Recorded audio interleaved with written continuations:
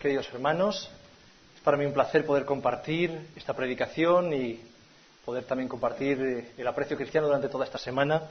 Deseo muy sinceramente que los mensajes estén dirigidos por el Señor y que al acabar podamos dar gracias por esta experiencia y podamos estar más cerca de Dios y estar preparados para su pronto regreso.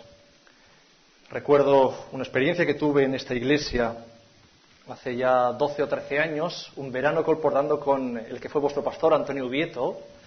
Recuerdo algunas familias de esta iglesia que nos invitaban a comer y nos reconfortaban para la dura lucha del colportaje aquel verano. Así que creo tener oportunidad de poder saludaros y ojalá tengamos también oportunidad con aquellos que no nos conocemos de crear un vínculo de afecto cristiano. Ya sin más, me vais a permitir, porque estamos pasados de tiempo, pero venimos a la iglesia, creo que contentos. Creo siempre es un momento para dar gracias a Dios. Si vuestra semana fue buena, es el momento de dar gracias a Dios. Y si la semana fue mala o muy mala, es el mejor momento para dar gracias a Dios, porque la semana concluyó. Así que la próxima, por lo menos, será diferente. Quiero invitaros a que abráis vuestras Biblias por la carta que el apóstol Pablo dirige a los cristianos de Éfeso, Efesios capítulo 6, versículos del 11 al 14. Efesios 6, a partir del versículo 11, nos dice lo siguiente: Protegeos con toda la armadura que habéis recibido de Dios, para que podáis manteneros firmes contra los engaños del diablo, porque no estamos luchando contra gente de carne y hueso, sino contra malignas fuerzas espirituales del espacio, las cuales tienen mando, autoridad y dominio sobre este mundo oscuro.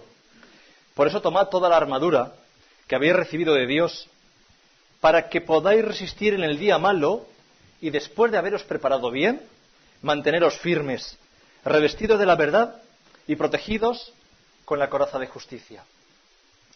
De esto que os acabo de leer quiero destacar o rescatar dos frases.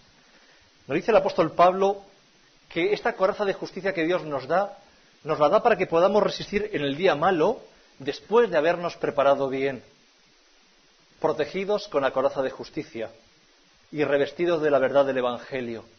El apóstol Pablo nos dice aquí dos cosas. En primer lugar, que desgraciadamente la vida en la tierra no tiene solución. Afortunadamente para nosotros Jesucristo volverá a la tierra muy pronto, pero los días que van desde aquí hasta que venga Jesús serán días malos. Y para que podamos resistir en esos días malos necesitamos la coraza de justicia que Dios nos da. Y de esto quiero hablaros en esta mañana. Por un lado, de la coraza de justicia que Dios nos regala, pero también quiero hablaros de miradas. Creo que estaréis de acuerdo conmigo en que las miradas son esenciales en las relaciones humanas. Las miradas muchas veces dicen y muestran mucho acerca de las personas. Incluso a veces dicen más las miradas que las propias palabras o que el tono de voz. Y hay miradas de muchos tipos. Hay miradas que alientan, hay miradas desafiantes, hay miradas de desprecio, miradas de sarcasmo, hay miradas muy tiernas, miradas muy cariñosas, hay miradas de pasión. Por cierto, hablando de miradas de pasión, recuerdo la primera vez que se encontraron las miradas de la que ahora es mi esposa y yo. Yo estaba acabando mis estudios de teología en Sagunto. Mi esposa servía como servicio voluntario como profesora de informática y en el campus del colegio nos encontramos. Ella me miró y yo le devolví la mirada, pero mi mirada estaba llena de pasión. Pero me pasé de pasión. Ella recibió la mirada y no lo pudo resistir, cayó a mis pies y se desmayó. Sí, en esta mañana quiero hablaros de miradas, pero quiero hablaros de una mirada muy especial. No es una mirada de pasión, es una mirada tan única, que es la única mirada que yo he conocido que es capaz de cambiar los corazones de los seres humanos. Vamos a ello.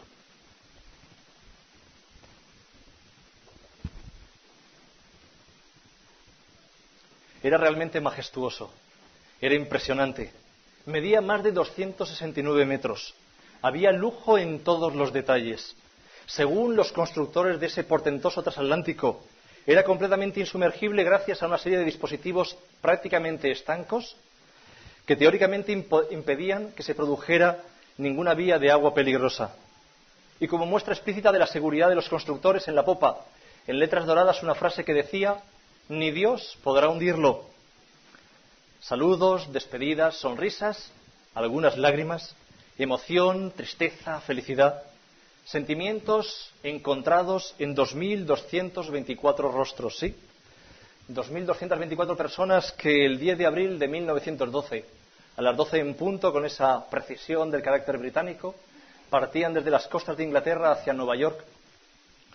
En la película Titanic, que muchos habréis visto, las miradas de los protagonistas, los gestos, las expresiones de sus rostros, son muy importantes para ir viendo cómo los sentimientos van cambiando a lo largo de la película.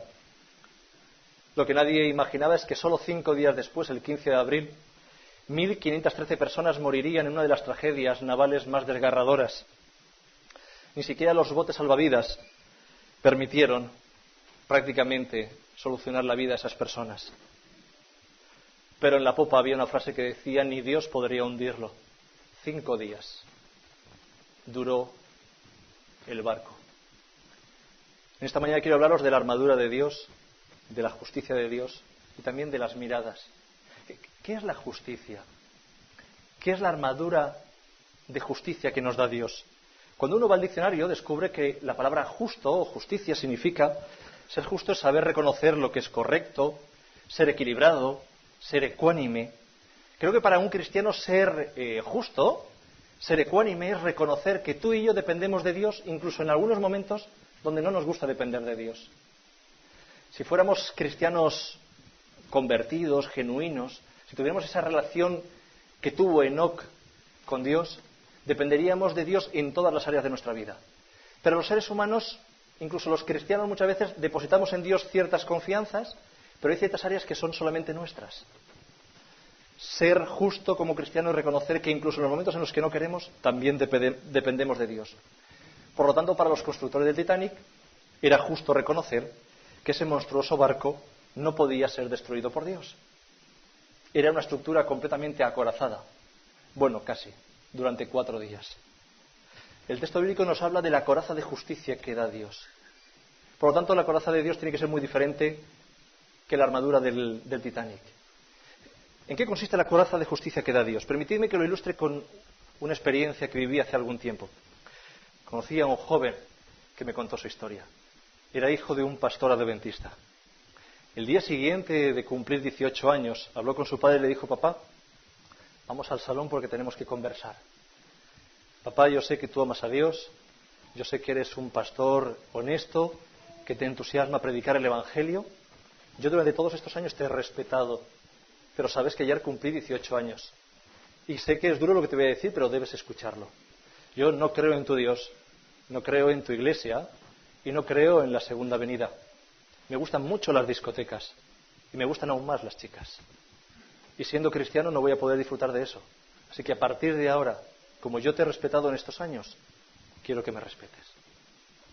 Quiero ponerme en el lugar de un padre que ama a Dios de corazón, que seguramente oró con su esposa antes de que la esposa quedara embarazada, que oraron juntos durante todo el embarazo para que esa criatura viniera bien, que disfrutaron y tal vez saltaron las lágrimas cuando tuvieron ese milagro entre los brazos, que oraron cada día para dedicar ese hijo al Señor, que intentaron conducirlo a los pies de Jesús, que ese niño y adolescente en su primera etapa parecía o era un cristiano, que incluso llegó a bautizarse. Y ahora tú que sigues amando a Dios estás escuchando eso de tu hijo. ¿Cómo reaccionarías? Yo no sé cómo reaccionaría, pero no es fácil reaccionar bien. Pero os voy a contar cómo reaccionó el padre de este joven. Se prometió que jamás discutiría con su hijo y que todo el tiempo que algunos padres dedican a discutir y a generar tensiones por las diferencias de creencias con el hijo, él le pidió al Señor que le ayudara a estar sereno y cada vez que se sintiera mal, el Señor le ayudara a pensar que debía arrodillarse y orar por su hijo. Y llegó el primer viernes y el viernes el hijo se preparó, se marchó a la discoteca. Pero justo cuando el hijo estaba en la puerta, el padre se acercó y de una forma muy cariñosa le dijo: cariño, antes de marchar, si no te importa, me gustaría orar contigo. Ese joven me dijo: Iván, cada vez que mi padre me pedía orar, era como si me dieran una patada en el hígado. Pero mi padre era tan cariñoso que nunca tuve el valor de decirle que no orara por mí. Así que mi padre rodeaba mis hombros con su brazo y oraba de la siguiente forma: querido Dios, te doy las gracias por el hijo que nos has regalado. Lo amamos profundamente, lo queremos de verdad Solo te pido, Señor, que tus santos ángeles lo protejan en esta noche. El padre se acostaba y el hijo volvía a las 5, a las 6 o a las 8 de la mañana. Y como no conseguía encontrar la cerradura, porque por su cuerpo estaban circulando muchas pastillas y alcohol y otras drogas y muchas experiencias que habría sido mejor no vivir, el padre estaba atento, se levantaba, abría la puerta del hijo, lo acompañaba a la habitación, le ayudaba a ponerse el pijama. Y mientras el hijo disfrutaba los efluvios de esas sustancias, el padre se arrodillaba tomando la mano del hijo y con lágrimas en los ojos daba gracias a Dios, porque una vez más los ángeles habían protegido a su hijo. Así cada viernes y cada sábado durante casi 4 años. Al final del 4.º año, en cierta ocasión el presidente de la Unión visitaba la iglesia del pastor. Así que el padre le dijo a su hijo: cariño, hace mucho tiempo que no vienes por la iglesia. Nos haría tanta ilusión a mamá y a mí que este sábado vinieras. ¿Sabes? Hay un programa especial. Viene el presidente, va a haber una fiesta y sabes que en la iglesia te quieren. Nos gustaría tanto que vinieras. El hijo no dijo nada. Llegó el viernes, se volvió a preparar. Y antes de salir, el padre corriendo: cariño, no hemos orado. Y el padre volvió a orar de forma cariñosa con su hijo. El hijo llegó el sábado a las 7:30 de la mañana. Se acostó. Finalmente, sobre las 9 y algo, se despertó. Dijo: voy a ir. Pero que nadie piense que yo no tengo carácter y personalidad, que nadie piense que yo he cambiado. Así que fue tal y como había llegado a la discoteca. La camisa sucia, el pelo hecho un desastre, oliendo a drogas y alcohol. Se sentó en el último banco. Casi con toda seguridad no escuchó nada de la predicación. Al acabar quiso salir el primero, pero hacía tanto tiempo que no iba a la iglesia que había olvidado una de las prácticas favoritas de su padre. Cuando venía un orador invitado, pedía a toda la iglesia que hiciera una larga fila y que todos saludaran al pastor. ¿Cómo hacer para no humillar al padre? Y también para eludir el tener que saludar a alguien a quien no quiere saludar. Pero los miembros de iglesia que le querían porque lo conocían desde niño, comenzaron a saludarle, así que no le quedó más remedio que quedarse el último. Y aquí la siguiente situación. En la puerta de la iglesia el presidente, el padre del joven y el joven hecho un completo desastre. El padre miró a su hijo, miró al presidente, volvió a mirar al hijo, lo abrazó y con lágrimas en los ojos le dijo al presidente: pastor, ¿no sabe quién es? Es mi hijo. Hacía 4 años que no venía por la iglesia. Mi esposo y yo estamos tan felices de verle hoy en la iglesia. Estamos orgullosos de él y le amamos. Ese joven hoy en día es pastor adventista. Me dijo: Iván, desde niño he escuchado cientos de predicaciones. He participado en muchas conferencias bíblicas. He recibido diferentes series de estudios bíblicos. Pero yo me encontré con Jesús cara a cara una mañana de sábado, cuando mi padre, teniendo argumentos para sentir vergüenza por mí, me abrazó y mirando a su jefe le dijo que me amaba y que se sentía orgulloso de mí. Ese día, en esa mirada de mi padre, me encontré con el rostro de Jesús.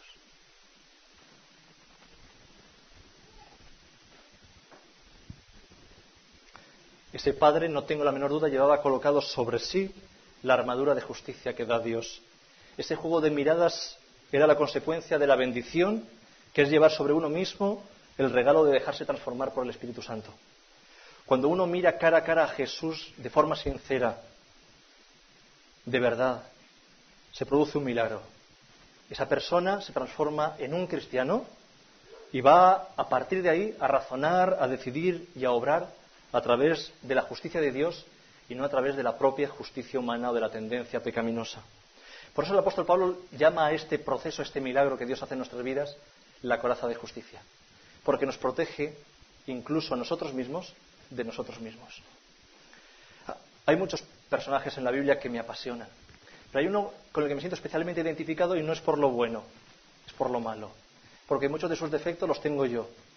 Y Dios hizo tantos milagros en su vida que cuando releo su biografía pienso: Señor, si tú pudiste transformar el corazón de Pedro, aún me queda esperanza. Seguramente algún día, Señor, si sigues insistiendo en mi vida, encontrarás un rincón sensible de mi corazón y puedas transformarme a semejanza de Jesús. Quiero compartir con vosotros un par de pasajes de la vida de este hombre, del apóstol Pedro. Marcos capítulo 4.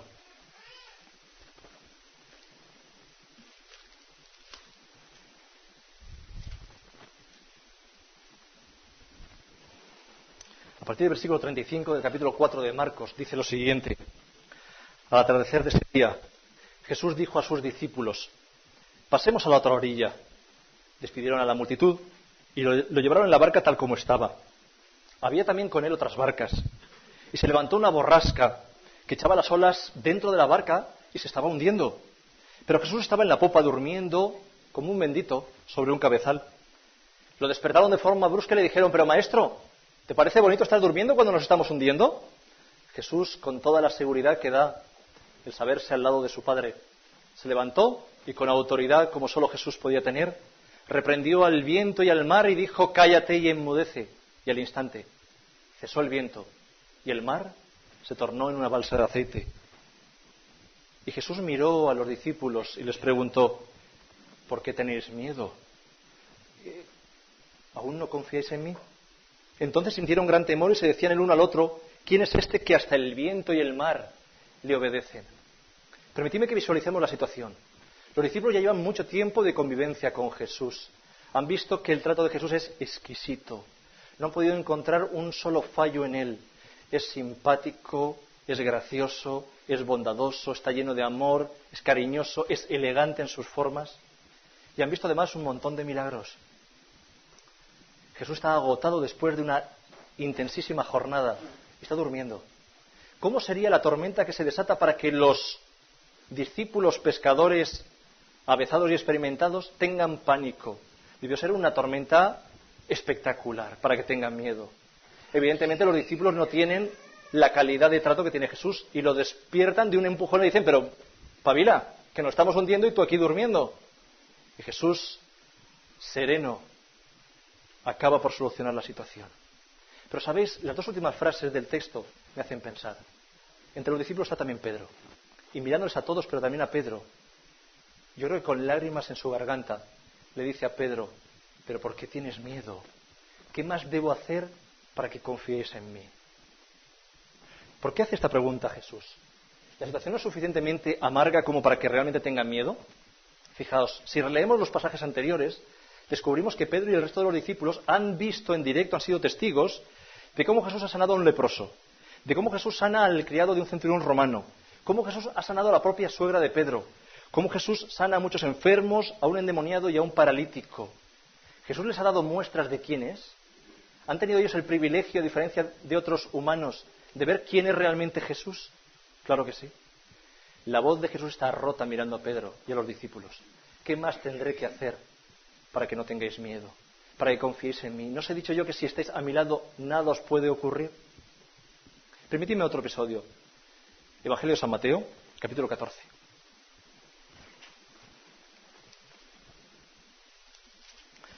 Aquí se nos ilustra un pasaje precioso. Dice el texto bíblico que habían 5.000 hombres escuchando a Jesús. Sabéis que en la época no se computaban ni a los niños ni a las mujeres, así que posiblemente estaba la práctica totalidad de los parados que había en Jerusalén. En aquella época la ciudad de Jerusalén tenía 30.000 habitantes, 18.000 de los cuales estaban en paro, el 60% de la población. Pues posiblemente había entre 12.000 y 15.000 personas escuchando a Jesús. Prácticamente la totalidad de los parados. Y Jesús ha estado predicando desde la mañana hasta la tarde.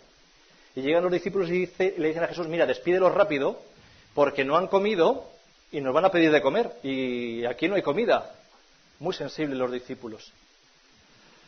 Y el Señor obra un milagro espectacular que los discípulos ven en directo como el Señor, con apenas unos pocos panes y peces, da de comer a toda esa multitud. Dice el texto bíblico a partir del versículo 22. Enseguida, al acabar ese milagro, Jesús obliga a sus discípulos a entrar en la barca e ir delante de él a la otra orilla del lago, mientras él despide a la multitud. Una vez la hubo despedido, sube al monte para estar con su Padre a solas. Al anochecer y durante toda la madrugada se encuentra Jesús con su Padre. La barca ya está en medio del mar. Está siendo azotada por las ondas porque el viento es contrario. Ya casi cuando amanece, Jesús va a ellos caminando sobre el mar. Al verlo andar sobre el mar, los discípulos, llenos de prejuicios, se angustian, tienen miedo y comienzan a gritar: ¡fantasmas! ¡Que nos atacan los fantasmas! Pero enseguida Jesús les dice: que no os preocupéis, que soy yo, que soy Jesús. Si ya os dije que nos íbamos a ver. Entonces Pedro, que debe ser un hombre extraordinario en estos momentos, lo será en la tierra nueva, pero era un bocazas extraordinario también. Era bruto como no ha habido otro. Dice el Espíritu de Profecía que era pendenciero, le gustaba pelearse con el resto de los discípulos, darse puñetazos, y tenía una boquita que era una delicia como cristiano. No sabían más que insultos, groserías, tacos y blasfemias. Verdadero modelo de cristiano.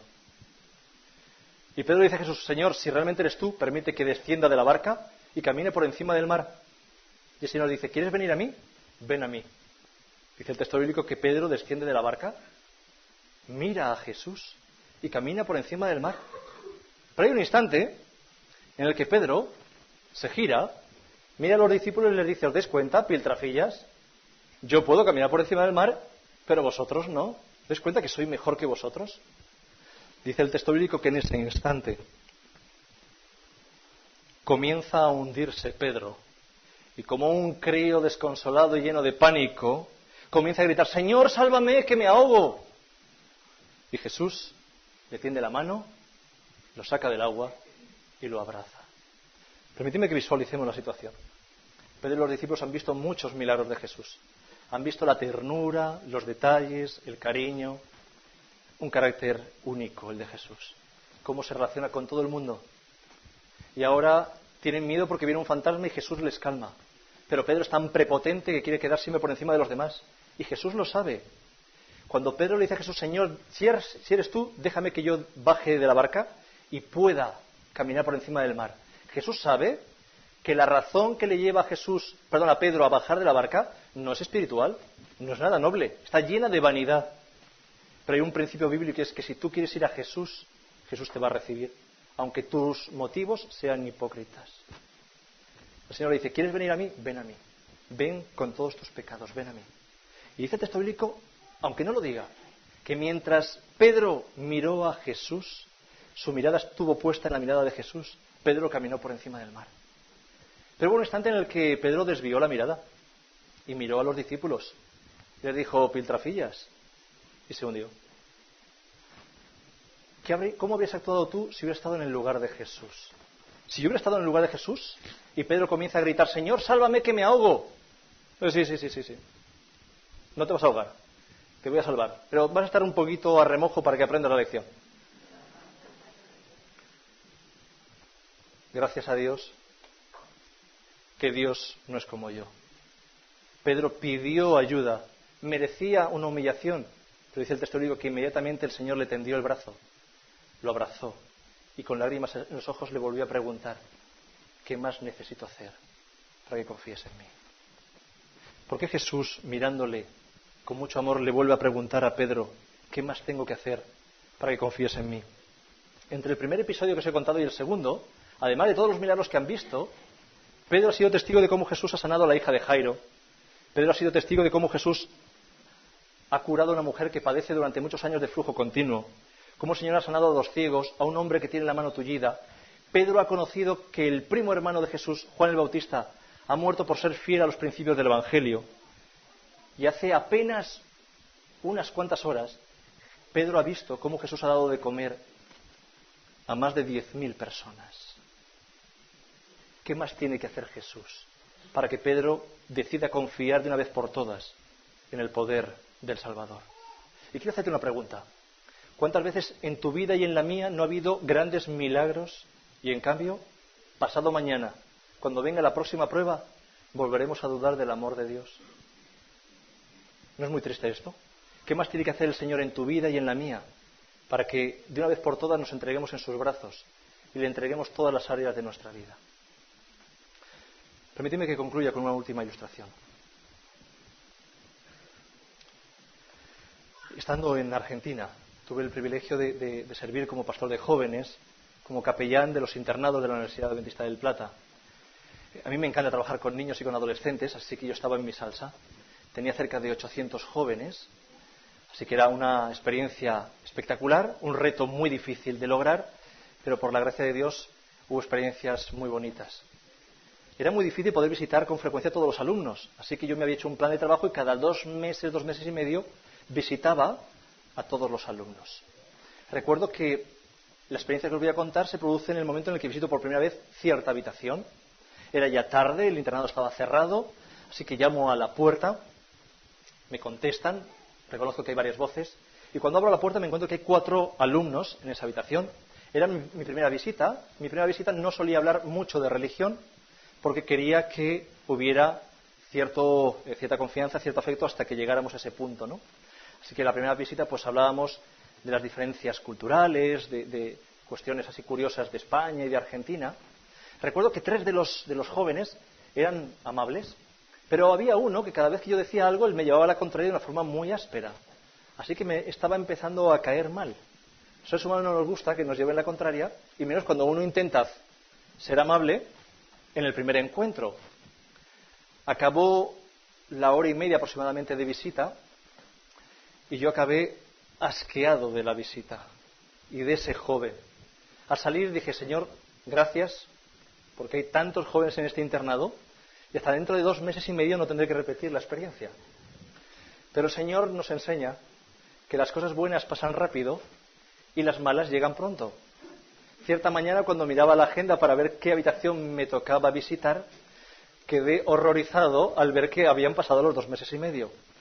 Llegó la hora y antes de ir a la habitación oré y le dije, mira, Señor, son 4 jóvenes. Es muy difícil que en un internado coincidan los 4 compañeros a la vez. Hombre, es un 75% contra un 25%. Por favor. Llegué a la habitación, llamé y nadie contestó. Volví a llamar y nadie contestó, así que probé a ver si estaba la puerta abierta. Estaba abierta. Me di cuenta de que había un alumno, uno solo. Gracias, Señor. Estaba de espaldas. Cuando abrí la puerta volví a pedir permiso para entrar. Entonces escuché, dándome la espalda, una voz que decía, haz lo que te dé la gana. Pero, Señor, de 4, 1, y tiene que ser este. Entré, no me hizo prácticamente caso, yo intenté ser cordial, no conseguí nada, hasta que en cierto momento de la conversación le pregunté por su padre. En ese instante dejó lo que estaba haciendo, estaba estudiando, me dijo, ¿me has preguntado por mi padre? Pues te voy a contar de mi padre. Y comenzó a hablarme de su padre durante casi hora y media. Yo estaba alucinado. Joven con 21, 22 años, y tenía en su padre no solamente su padre, sino su modelo, su héroe, era su ídolo. Toda su vida giraba en torno a su padre. Que un niño de 8 o 9 años piense que su papá es el más guapo y el más listo, es lo normal. Como también es normal que un chico cuando llega a los 14 años piense que el papá es bobo. Tan irracional es una cosa como la otra. Claro, con 21 o 22 años, que ese joven pensara que su padre era lo máximo, intenté desviar la conversación hacia algo espiritual y él me dijo, mira, yo no necesito a Dios, lo tengo todo. ¿Soy atractivo? Ya puestos, antipático, atractivo. Soy atractivo, tengo mucho dinero, su padre era un empresario con mucho dinero, tengo todas las chicas que quiero, me va muy bien los estudios y tengo a mi padre. Finalmente él aceptó que yo orara por él. Oré por el examen que tenía el día siguiente, oré por su hogar, oré por la relación que él mantenía con su padre. Y oré también para que algún día el Señor permitiera que alguna experiencia le mostrara que un ser humano no es un ser humano completo hasta que no se encuentra cara a cara con Dios. Y marché. Agradecido a Dios porque el final de la conversación había sido un poquito más agradable, pero especialmente porque me quedaban 2 meses y medio hasta tener que volver a la habitación. Al día siguiente volví al internado a hacer otra visita, y en medio de la visita escucho unos gritos terroríficos, pero yo nunca le he dado mucho valor a los gritos terroríficos en un internado porque eso es muy habitual, ocurre todos los días, y no pasa nada. El jueves por la mañana, cuando vuelvo al internado, el preceptor me llama y me dice, Iván, ¿no sabes lo que pasó ayer? No. Mira, Augusto, es el joven que yo había visitado, su padre quiso darle una sorpresa, y ayer venía a la universidad, tuvo un accidente y se mató. Rápidamente pasó por mi mente toda la conversación que habíamos mantenido.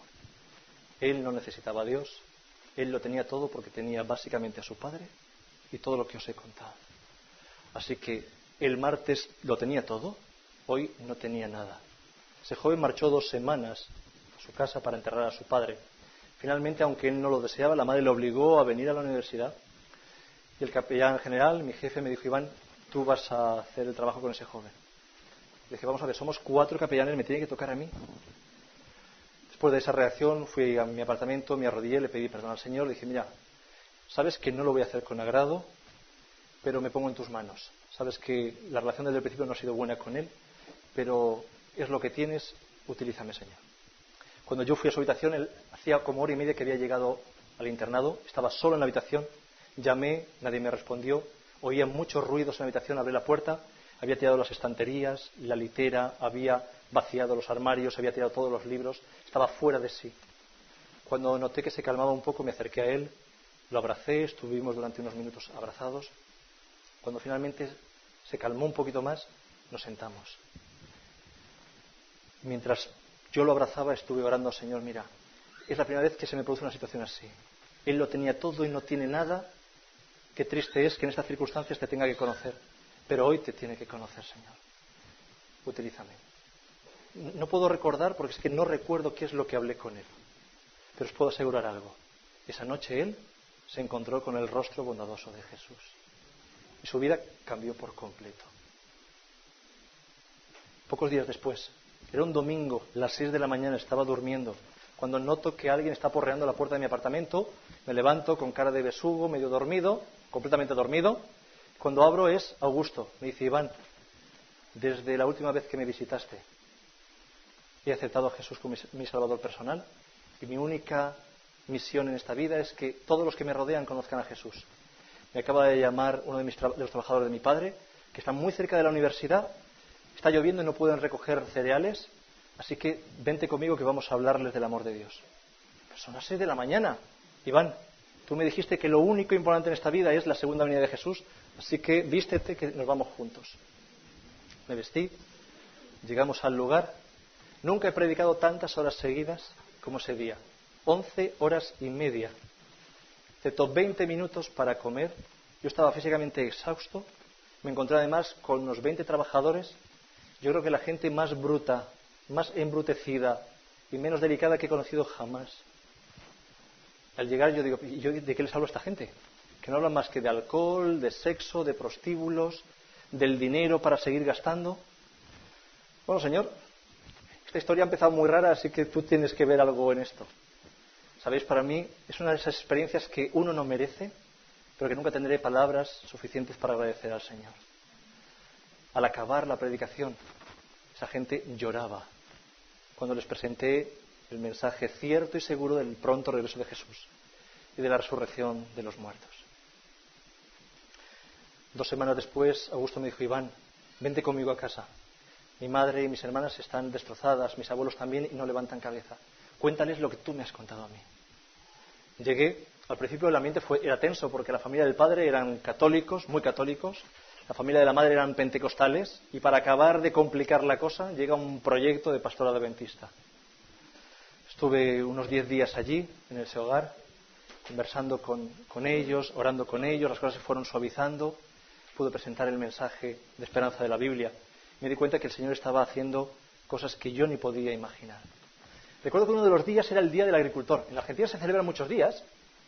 Como la empresa de este joven era una empresa agrícola, todos los años el padre ponía un anuncio en la radio que se emitía en directo varias veces durante el día, donde venía a decir, la firma Carinelli felicita a sus trabajadores en el Día del Agricultor y les agradece por los esfuerzos realizados en este año. Así que pronto Augusto me llamó y me dijo, Iván, vente conmigo que voy a hacer lo que hacía mi padre cada año. Fuimos a la radio, puso el mensaje y cuando ya marchábamos pusimos la radio y el locutor emitió el mensaje. De repente Augusto pegó un frenazo y me dijo, Iván, este no es el mensaje que yo debo poner. No me explicó más, volvimos a la radio, me pidió que me esperara en el coche, él subió, el nuevo mensaje se emitió unas 40 veces durante ese día. Y las 5 o 6 primeras veces no se pudo emitir porque el locutor rompía a llorar. El mensaje decía lo siguiente, la familia Carinelli está rota de dolor por el fallecimiento del presidente de la empresa. Pero en este día especial de los agricultores queremos felicitar a todos nuestros trabajadores y especialmente queremos aprovechar para compartir el mensaje verdadero y lleno de esperanza de la Biblia. Jesucristo volverá muy pronto y con Él volveremos a reunirnos con nuestros seres queridos. ¿Crees en esto? el hombre más importante de esa ciudad era el padre de Augusto. Estaba relacionado con las personas más importantes que podáis conocer, diputados del Parlamento argentino muy importantes, con el gobernador. Recuerdo que era el último día que yo estaba allí y me dijo Augusto: Iván, quiero que prediques a la gente más allegada a mi padre. Es gente muy importante que nunca ha escuchado de Dios. Tienen millones, tienen una posición social muy elevada, se relacionan con gente muy importante, pero quiero que hoy prediques. Así que en el patio de la casa organizó un auditorio y se llenó. Y también me dijo: Iván, voy a hacer algo que mi padre no haría. Voy a invitar a la única persona a la que mi padre odiaba. Era el empresario de la competencia. No creo que vengan, pero tú me has enseñado el perdón. Y ese empresario tiene el derecho de conocer a Jesús. 5 minutos antes de comenzar la predicación, entró un matrimonio. Augusto se acercó y me dijo: Iván, han venido. ¿Sabéis qué emocionante fue al acabar la predicación, que duró más de 2 horas? Ver a algunos políticos con el pañuelo en los ojos y al empresario que odiaba a su padre, abrazado a su esposa y llorando juntos. Quedaron más de 40 contactos. Cada mes y medio, cada 2 meses como mucho, recibo una llamada de Argentina. Es Augusto que me dice: Iván, ¿estás cuidando tu relación con Dios? No te pases ni un pelo con el Señor, porque Jesús va a venir muy pronto y ese día yo te prometí que te presentaría a mi Padre. Hay experiencias en la vida que uno no merece, que escapan a tu imaginación, pero que el Señor te regala y quiero compartir con vosotros. Un día, cuando él llegó a la universidad destrozado, no sé cómo lo hizo el Señor, pero Augusto se encontró cara a cara con Jesús. Hay muchos tipos de miradas, pero hay una única mirada que es capaz de transformar los corazones más endurecidos. Si tú tuviste ya tu encuentro de mirada con Jesús, me estás entendiendo. Si no lo has tenido, tienes que pedirle al Señor que te lo regale, porque una mirada de Jesús no tiene precio. Permitidme el último pasaje, Lucas capítulo 22. Era jueves por la noche, el último día de vida en la tierra de Jesús. Jesús se va a despedir de los discípulos y Jesús cuida todos los detalles. Contrata el mejor restaurante de la ciudad, contrata un reservado, escoge de forma cariñosa el menú y agasaja a los discípulos con una cena deliciosa. Y al acabar, Jesús habla y se dirige de forma tierna a cada uno de los discípulos y les cuenta cuánto les ama. Y el texto bíblico recoge cómo Jesús se dirige a Pedro. Un texto precioso donde le dice Jesús a Pedro en el capítulo 22 de Lucas, versículo 31. Dijo Jesús a Pedro: Simón, el diablo sé que ha pedido para haceros mucho daño, pero quiero que sepas algo, Pedro, te quiero tanto que te voy a confesar algo. Cada día desde que te conocí he orado a mi Padre para que tu fe no falte. Y cuando tú estés fuerte en tu fe, puedas ir y compartir el amor del Evangelio con otros. ¿Cómo te sentirías si Jesús viniera esta mañana aquí y en voz alta se dirigiera solamente a ti, pero el resto puede escuchar que te amo tanto que he orado cada día desde que te conocí a mi Padre para que Dios te proteja? Yo creo que me sentiría muy bien. Pero claro, Pedro es Pedro. Y yo también soy como Pedro. O sea, que Jesús me va a dejar en evidencia delante del resto. Pedro le dice a Jesús: mira, mejor sería que oraras por estos, que estos son una panda, que no sabes bien a quiénes has escogido. Porque yo, dice el versículo siguiente, estoy dispuesto a ir a la cárcel por ti. Si hay que morir por ti, yo moriré por ti. Y el Señor le dice: Pedro, te lo repito, es que te quiero con locura, pero como bocazas no tienes precio. Porque esta madrugada, antes de que amanezca, tú me negarás 3 veces. Pero te quiero. Pero como bocazas, eres único. ¿Sabemos tú y yo lo que ocurrió? Últimos versículos de este capítulo. Versículo 60. Pedro dijo: no sé de quién me estás hablando, no conozco a Jesús. Y en ese instante, mientras él aún estaba pronunciando esa última frase, el gallo cantó. Entonces el Señor se volvió y miró a Pedro, y Pedro se acordó de lo que el Señor le había dicho en la cena: antes de que el gallo cante, tú me negarás 3 veces. Último versículo, 62. Y Pedro salió afuera, cayó al suelo, y de forma desconsolada, como hacen los niños, lloró amargamente. ¿No os parece una casualidad lo que ocurre en este episodio? Fijaos bien. Pedro ha huido y se ha escondido en lo más profundo de la ciudad para que nadie le identifique. A Jesús lo han dejado solo. Los soldados romanos lo han detenido en el Monte de los Olivos y se lo llevan por las calles de Jerusalén para llevarlo al pretorio. ¿Y qué casualidad? ¿No os parece mucha casualidad que en el instante en el que Pedro, escondido de Jesús, negando por última vez a Jesús, en ese instante los soldados romanos se encuentran con Pedro? Yo no sé cómo lo procesarás tú, pero yo no creo en las casualidades. Entraba dentro del plan de Dios. Y Jesús está pensando en todo lo que va a padecer, en que todos los pecados de todos los seres humanos recaerán sobre él, en la angustia de los últimos instantes, en la traición de sus amigos, en la podredumbre de los religiosos de la época. Demasiadas cosas tiene Jesús como para pensar en nadie más. Pero Jesús es Jesús. Y él sabe que es la última oportunidad que tiene de encontrarse con Pedro. Y dice el texto bíblico que Jesús miró a Pedro. ¿Cómo miró Jesús a Pedro? ¿Qué le dijo Jesús a Pedro? Pedro, Jesús con la mirada le dijo a Pedro, eres un hipócrita. Te lo dije hace unas horas. Me da asco haberte conocido a ti y haberos conocido a todos. Me habéis dejado solo. ¿Fue esto lo que le dijo Jesús a Pedro con la mirada? Si hubiera sido así la mirada de Jesús, Pedro se habría revuelto y algo le habría contestado a Jesús. ¿Cómo debió ser la mirada de Jesús? Estoy convencido que llena de amor y de ternura, y con la mirada Jesús le dijo, Pedro, te lo vuelvo a decir, te amo tanto que seguiré orando a mi Padre por ti. Y ahora voy a morir en muy pocas horas porque te amo. Y después de haber muerto y de haber resucitado, te buscaré y te abrazaré porque te amo. Esa es la mirada que el Señor le regaló a Pedro. Fue una mirada tan especial, tan única, tan llena de amor, que dice el texto bíblico que Pedro cayó al suelo y, desconsolado como un tierno bebé, lloró amargamente. Y aunque el texto bíblico no lo dice, estoy convencido de que este es el momento en el que Pedro se convirtió al Evangelio. Una mirada, una exclusiva mirada que cambia los corazones de los seres humanos. ¿Has tenido ya tú esa mirada? ¿No la has tenido? Reclámaselo en oración a Dios y Él te lo va a regalar y tu vida cambiará para siempre. Solo 40 días después, el cielo escoge al apóstol Pedro para que sea el orador que obre el milagro con el Espíritu Santo de transformar miles de vidas en el Pentecostés. Ni siquiera el apóstol Pablo predicaba como predicaba el apóstol Pedro. El apóstol Pablo era más erudito, pero la fuerza, la pasión, la entrega, la relación estrechísima que llegó a establecer con el Señor es exclusiva del apóstol Pedro. Va a ser uno de los grandes regalos que el Señor nos hará, poder abrazar a Pedro y conocer su biografía al detalle.